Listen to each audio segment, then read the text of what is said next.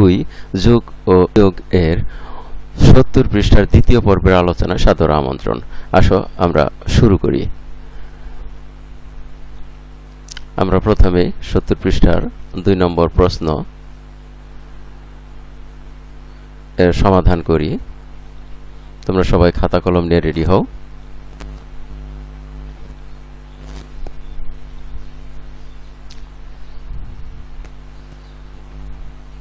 এখানে আমরা প্রথমে পড়ে নেব প্রশ্নটি কি রয়েছে। ঝুমার 250 টাকা আছে এবং বাবা তাকে আরো 150 টাকা দিলেন। ঝুমা 230 টাকা দিয়ে একটি বই কিনল। তার কাছে আর কত টাকা রইল? তাহলে এখানে দেখা যাচ্ছে যে যোগ এবং বিয়োগ উভয়ই করতে হবে। প্রথমে ঝুমার যে টাকা আছে তার সাথে আমরা 150 টাকা এটা যোগ দেব, যেটা বাবা দিয়েছেন, এবং তখন যে টাকা হবে তা থেকে আবার 230 টাকা যা দিয়ে বই কিনেছে তা বিয়োগ করব।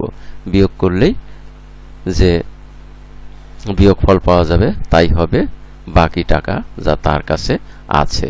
তাহলে আসো আমরা শুরু করি। প্রথমে আমরা লিখব 250 এবং তার নিচে যোগ চিহ্ন দিয়ে লিখব 150। আমরা এটা উপরে নিচে স্থানীয় মান অনুযায়ী বসাবো।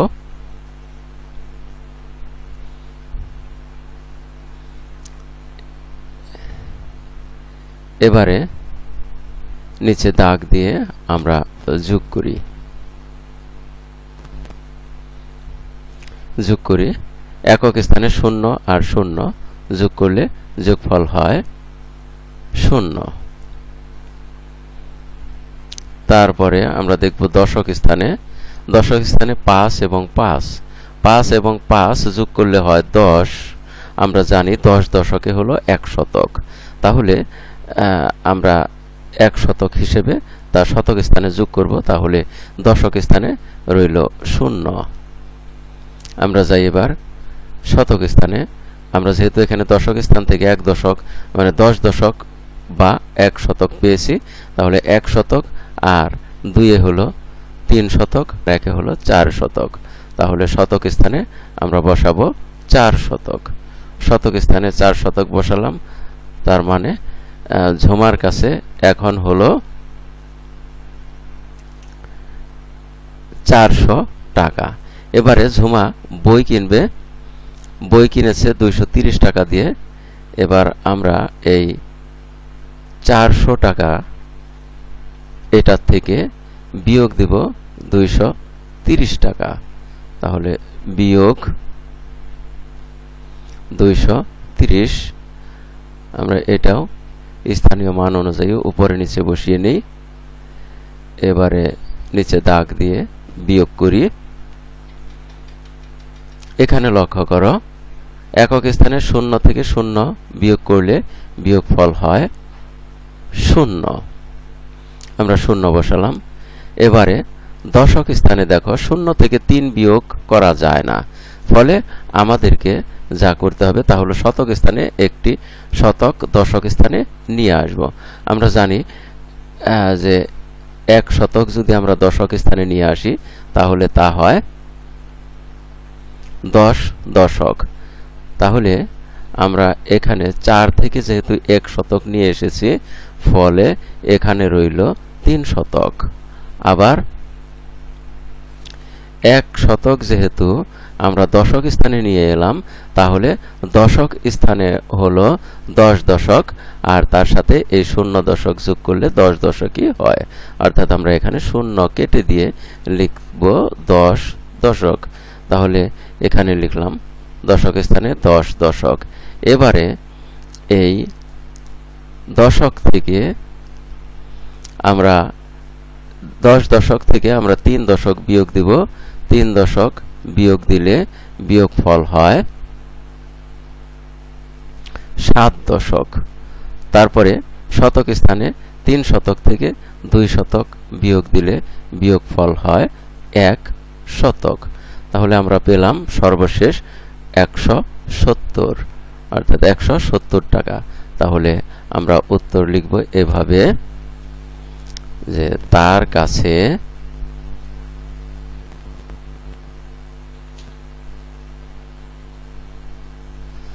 তার কাছে 170 টাকা রইল। তার কাছে আর 170 টাকা রইল। তাহলে আমরা 2 নম্বর প্রশ্নের সমাধান করে ফেললাম। এবারে দেখি 3 নম্বর প্রশ্নে কি রয়েছে।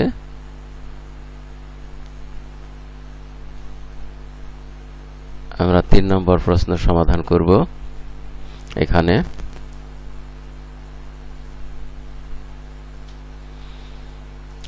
তিন নম্বর প্রশ্ন, দুইটি সংখ্যার যোগফল 840, এদের একটি সংখ্যা 527 হলে অপর সংখ্যাটি কত? তাহলে এখানে যে যোগফল আছে 840, এখান থেকে যদি আমরা এই একটি সংখ্যা 527 বিয়োগ করি তাহলে অপর সংখ্যাটি পাওয়া যাবে। তাহলে আমরা প্রথমে লিখব 840 এবং তার নিচে স্থানীয় মান অনুযায়ী বিয়োগ চিহ্ন দিয়ে লিখব 527।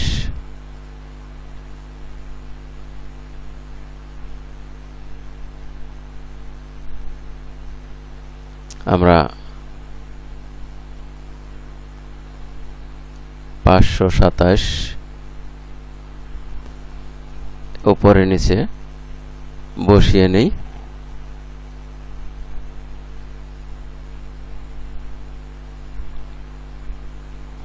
স্থানীয় মান অনুযায়ী বসিয়ে নিয়ে এবারে নিচে দাগ দিয়ে বিয়োগ করব। লক্ষ্য করো এখানে একক স্থানে 0 থেকে 7 বিয়োগ যায় না, এই কারণে আমরা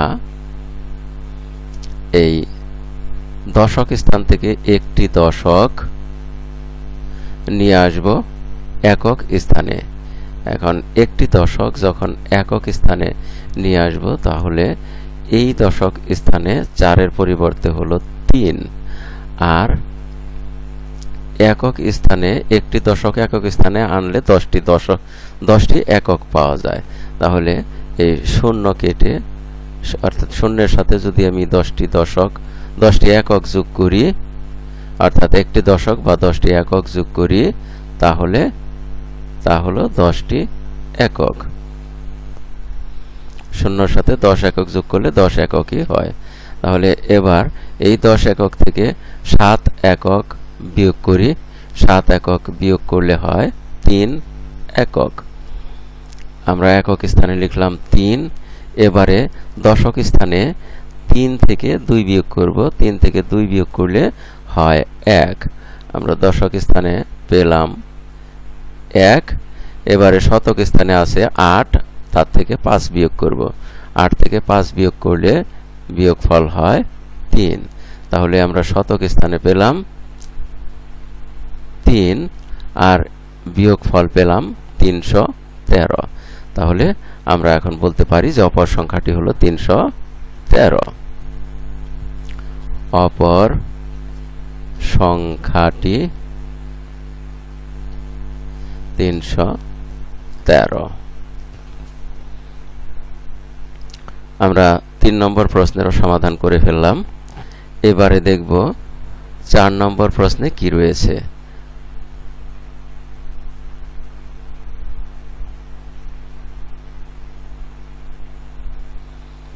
লক্ষ্য করো 4 নম্বর প্রশ্নের সমাধানের জন্য আমরা নতুন পাতা নেই। এবারে 4 নম্বর প্রশ্নটা পড়ি।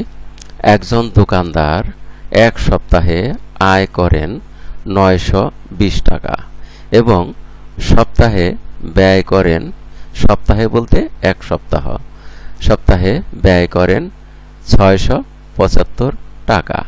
সপ্তাহ শেষে অর্থাৎ এক সপ্তাহ শেষে তার নিকট কত টাকা থাকে। তাহলে আমরা এই 920 থেকে 675 বিয়োগ দিলে যা পাবো, যে বিয়োগফল পাবো, তাই হবে তার নিকট সপ্তাহ শেষে জমা। তাহলে আমরা বিয়োগ করি। প্রথমে আমরা লিখব 920 এবং তার নিচে বিয়োগ চিহ্ন দিয়ে আমরা এই 675 লিখব। বিয়োগ 675 স্থানীয় মান অনুযায়ী উপরে নিচে বসিয়ে নেই। এবারে বিয়োগ করি। বিয়োগের ক্ষেত্রে লক্ষ্য করো যে এখানে একক স্থানে 0 থেকে 5 বিয়োগ করতে হবে, যা সম্ভব নয়। তাহলে আমরা এখানে এই দশক স্থান থেকে একটি দশক নেব একক স্থানে। এটাও 0 কাটা দিয়ে নেই। এখন একক স্থানে যখন এই দশক স্থান থেকে একটি দশক নিব, তখন এখানে থাকবে একটি দশক। দশক স্থানে একটি দশক রইল, আর একটি দশক আমরা একক স্থানে নিয়ে গেলাম। আর একক স্থানে একটি দশক নিলে তা হয় 10টি একক। আর 10টি একক, আর এখানে যে একক রয়েছে, এখানে রয়েছে 0 একক। 0 একক আর 10 একক যোগ করলে হয় 10 একক। তাই 0 একক আমরা কাটা দিয়ে নিয়েছি। 0 একক কাটা দিয়ে তার পরিবর্তে লিখব 10 একক। এখন আমরা বিয়োগ করব। একক স্থানের বিয়োগ করব। 10 একক থেকে 5 একক বিয়োগ করলে বিয়োগফল হয় 5 একক। তাহলে আমরা একক স্থানে লিখব 5 একক। একক স্থানে 5 একক হলো। এবারে দশক স্থানে দেখো যে 1 একক আছে, 1 দশক আছে। 1 দশক থেকে 7 দশক বিয়োগ করতে হবে, যা সম্ভব নয়। ফলে আমাদেরকে এই শতক স্থান থেকে একটি শতক নিতে হবে। শতক স্থান থেকে একটি শতক নিলে এই শতক স্থানে থাকলো 8 শতক। শতক স্থানে থাকলো 8 শতক। আমরা শতক স্থান থেকে এই শতক নিয়েছি, আর একটি শতক মানে 10টি দশক। তাহলে 10টি দশক আর এখানে আছে 1 দশক, মিলে হয় 11 দশক। তাহলে আমরা এই 1 দশক কেটে আমরা 1 কেটে উপরে লিখব 11 দশক। তাহলে উপরে লিখলাম 11 দশক। এবারে বিয়োগ করি। 11 থেকে 7 দশক বিয়োগ দেই। 11 থেকে 7 দশক বিয়োগ দিলে থাকে 4 দশক। 4 দশক থাকলো। তারপর 8 শতক থেকে 6 শতক বিয়োগ দেই। বিয়োগ দিলে থাকলো 2 শতক। তাহলে বিয়োগফল হলো 245। আমরা এবারে উত্তর লিখি। সপ্তাহ শেষে তার নিকট 245 টাকা জমা থাকে।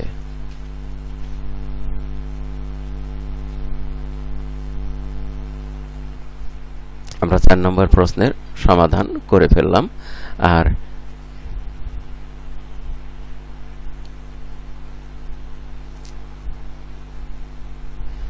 এর মধ্য দিয়ে আমরা এই পাঠের শেষ প্রান্তে এসে পড়েছি। এতক্ষণ ধৈর্য সহকারে সম্পূর্ণ ভিডিও দেখার জন্য তোমাদের সবাইকে জানাই অনেক অনেক ধন্যবাদ। সেই সাথে পরবর্তী ভিডিও দেখার আমন্ত্রণ রইল। Thank you very much for watching and keep watching for the next video. আসসালামু আলাইকুম ওয়া রাহমাতুল্লাহ।